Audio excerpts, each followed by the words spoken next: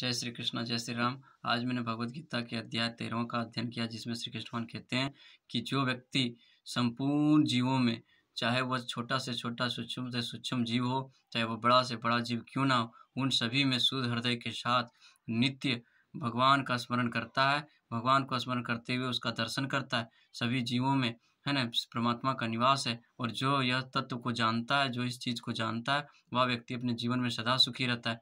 क्योंकि जो व्यक्ति इन सारी चीज़ों को असंग है, इन सारी चीज़ों से असंग है, वही व्यक्ति हमेशा सुख दुख में लिप्त होते हैं। और वह व्यक्ति कभी पाप कर्म में लिप्त नहीं होता, जो व्यक्ति ये जानता है कि छोटे से छोटे प्राणी से लेकर बड़े से बड़े प्राणी, चाहे वह जल में रहता हो, आकाश में रहता हो, या पृथ्वी पर विराजमान हो, पृथ्वी के अंदर विराजमान हो, वह सभी में श्री कृष्ण भगवान नित्य विराजमान है।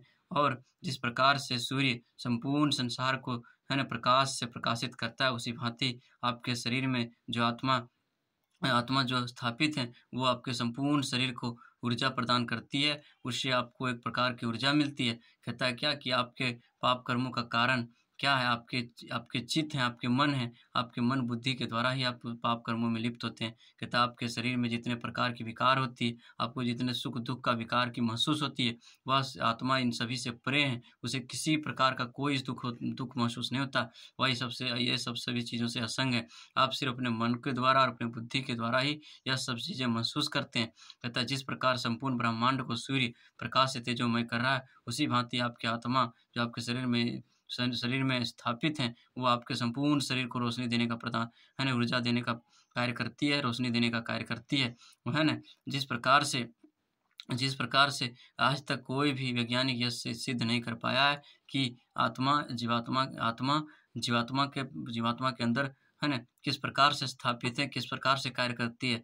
परंतु जब यह देह नश्वर है, जब यह देह नष्ट हो जाती है, तो आत्मा का नष्ट नहीं होता। आत्मा पुनः किसी दूसरे योनियों में दूसरे शरीर को धारण कर लेती है।